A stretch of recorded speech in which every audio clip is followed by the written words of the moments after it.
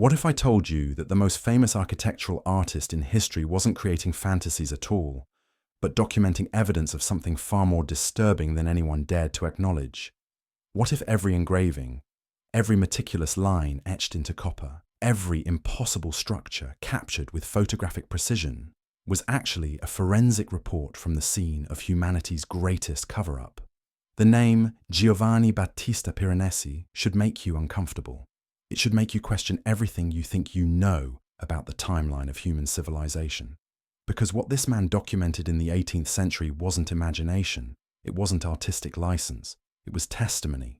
And the testimony he left behind reveals a truth so shattering that it's been hidden in plain sight for over 2 centuries, dismissed as mere artistic fantasy by the very institutions meant to preserve historical truth. Picture yourself standing in a museum, surrounded by framed copper etchings from the 1740s. At first glance, they appear to show ancient Roman ruins. Romantic views of a glorious past, perhaps. The kind of thing you'd expect to see in any respectable art collection. But lean closer. Study the details with the eye of an investigator rather than a casual observer. What you'll discover will fundamentally alter your understanding of human history. These are not drawings of ruins as they existed in Piranesi's time. These are not artistic interpretations of gradual decay over centuries. These are crime scene photographs. Every single engraving captures the immediate aftermath of something catastrophic, something violent, something that swept across the ancient world with such devastating force that it left even the mightiest structures shattered and buried under impossible quantities of earth and debris. Look at the scale of destruction Piranesi documented with obsessive precision. Massive stone blocks, each one weighing dozens of tons, snapped in half as if they were twigs. Walls thick enough to withstand artillery bombardment caved in from some unimaginable impact. Foundations designed to support structures for millennia, driven deep into the earth by forces that defy conventional explanation. This isn't the patient work of time and weather. This is the signature of a single, overwhelming catastrophe. But here's what makes Piranesi's work truly disturbing. The proportions. Every human figure he placed in these scenes for scale reveals something that mainstream archaeology desperately wants you to ignore. These buildings weren't constructed for people like us. The doorways tower above modern humans. The steps are too tall to climb comfortably. The windows are positioned at heights that make no sense for normal-sized inhabitants. Every architectural element speaks to a civilization whose physical relationship to the built environment was fundamentally different from our own. The man himself emerges from history like a ghost carrying an urgent message. Born in 1720 to a family of stonemasons, nothing about his background suggested he would become one of the most important witnesses to a forgotten age. Yet it was precisely his training in stone and construction that allowed him to see what others couldn't. He understood the physics of weight and stress, the precise measurement of proportions, the difference between gradual weathering and violent destruction. When he looked at the ruins surrounding him in the 18th century Rome, he saw evidence of engineering capabilities that shouldn't have existed according to the accepted timeline. His chosen medium tells us everything about his intentions. Etching into copper is unforgiving work. Every line scratched through acid-resistant coating is permanent. There are no second chances, no corrections, no artistic liberties that can hide imprecision. This is the technique of someone who wants their testimony to survive, who knows that what they're recording is too important to be dismissed or forgotten. And what did Piranesi record with such desperate accuracy? Walk through his collected works, and a pattern emerges that should make your blood run cold. Image after image shows the same impossible scenario. Colossal structures, clearly the products of advanced engineering, reduced to rubble by some tremendous force. But not just broken, buried. Entire first floors swallowed by meters of accumulated earth and debris. Ground levels transformed so dramatically that people walk on what was once the second or third story of buildings. The original landscape erased, replaced by an entirely new topography. The official explanation stumbles here, as it always does when confronted with evidence that threatens the comfortable narrative. We're told about the cultural layer, the gradual accumulation of debris over centuries as civilizations rose and fell. But Piranesi's documentation reveals the inadequacy of this theory. The burial isn't gradual. It isn't the gentle layering of human habitation. The buildings are engulfed, swallowed by a mass of material that could only have arrived suddenly and with tremendous force. In engraving after engraving, we see the telltale signs. Walls tilted at dangerous angles, their foundations displaced by massive impact. Structures half collapsed on one side while remaining intact on the other, as if struck by a directional blast.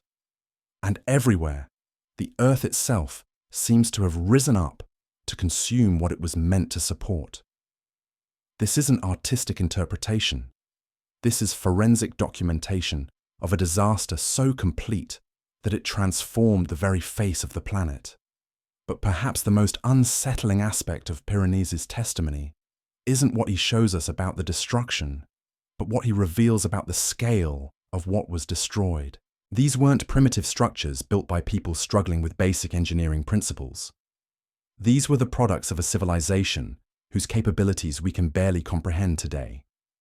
The precision of the stonework, the mathematical perfection of the architectural forms, the sheer scale of construction projects that dwarf anything we can achieve with modern technology.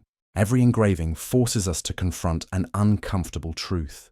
We are not the pinnacle of human achievement. We are not the most advanced civilization ever to exist on this planet. We are the inheritors of ruins, the scavengers picking through the wreckage of something infinitely greater, creating comfortable myths to explain artifacts we cannot replicate.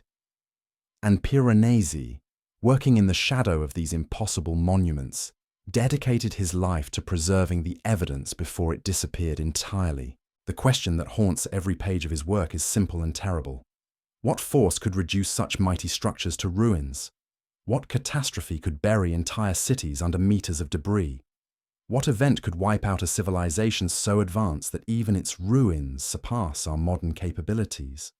The answer lies hidden in the details Piranesi captured with such meticulous care, waiting for those brave enough to see what he was really showing us. The evidence becomes even more disturbing when we examine the human element captured in Piranesi's engravings. In image after image, we see small groups of 18th century figures moving through these devastated landscapes. But look closely at their behavior. These aren't tourists admiring ancient monuments. These aren't residents maintaining their ancestral buildings. These are explorers in an alien world, people who clearly have no cultural connection to the massive structures surrounding them. Watch how they move through the scenes. They carry measuring tools, sketching equipment, surveying instruments. They probe the ground cautiously with long poles, testing the stability of surfaces that cannot be trusted. They examine the ruins with the fascination of archaeologists, discovering something completely foreign to their experience.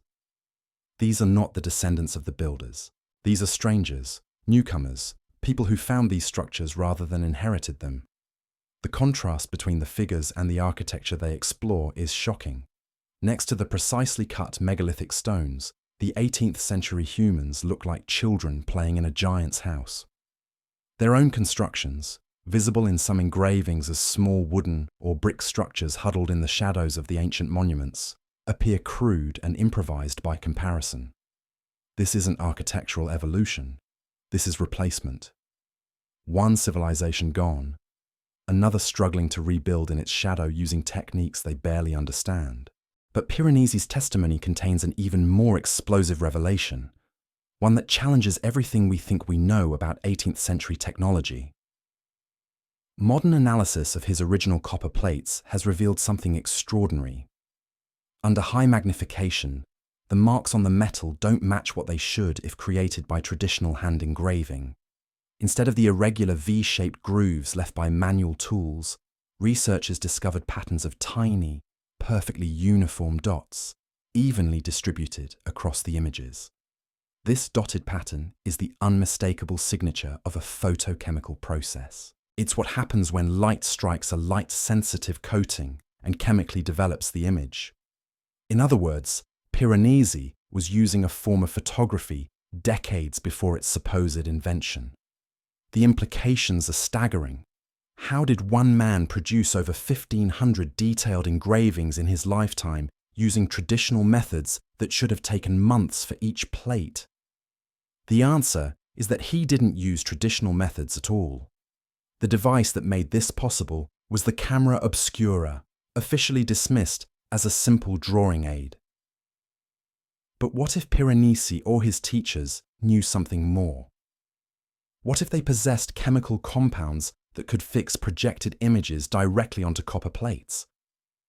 This would explain everything: the impossible productivity, the photographic precision, the uniform quality across thousands of works.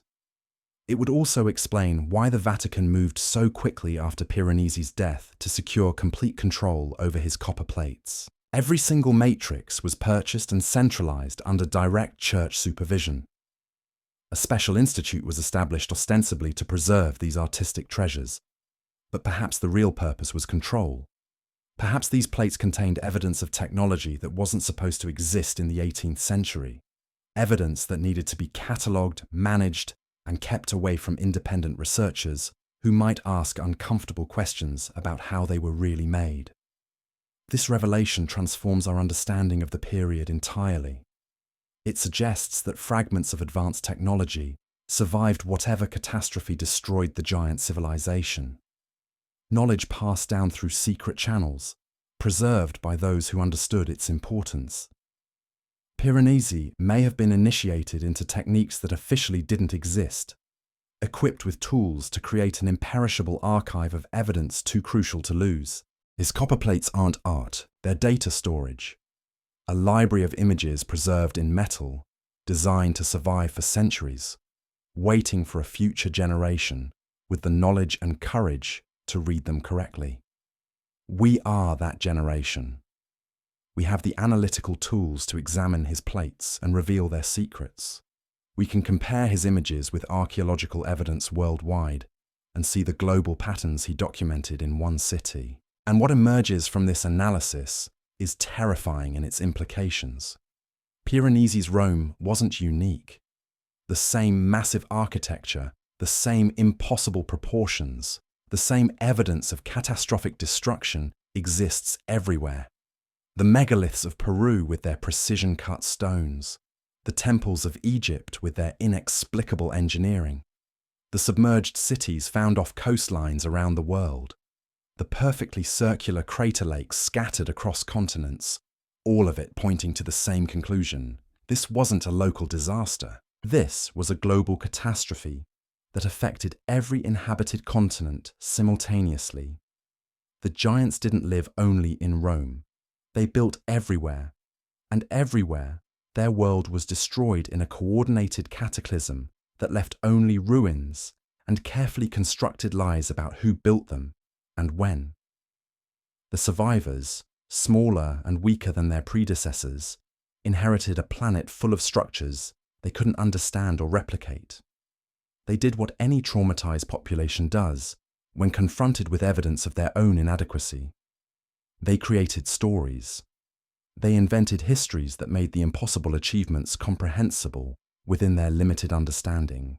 They attributed the works of titans to their own ancestors, giving themselves a past they could be proud of rather than the truth of what they had lost. But Piranesi wouldn't let them forget.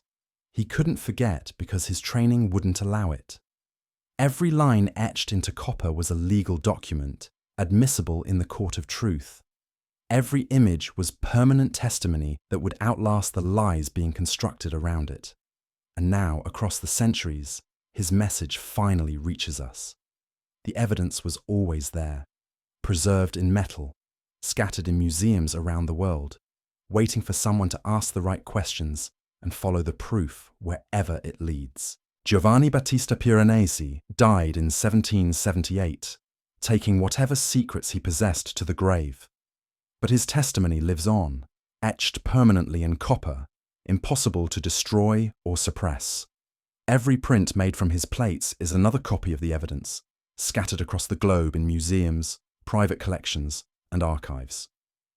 Burn one and dozens more remain. Suppress the truth in one location and it surfaces in another. We stand at a threshold. Behind us lies the comfortable certainty of official history, the world as we've been taught to understand it. Before us lies the unsettling reality that Piranesi documented with such desperate precision.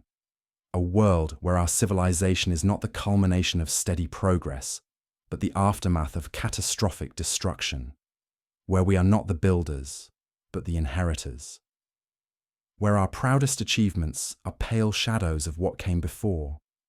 The choice of which truth to accept lies with each of us individually. But the evidence is there. It has always been there, carved in stone, buried beneath our cities, and most importantly, preserved in 1,500 copper plates, etched with impossible precision by a man who knew that what he saw was too important to be forgotten. The testimony is given. The case is made. The verdict now rests with you. Will you continue to accept the comfortable lies? Or will you finally see what Piranesi was really showing us?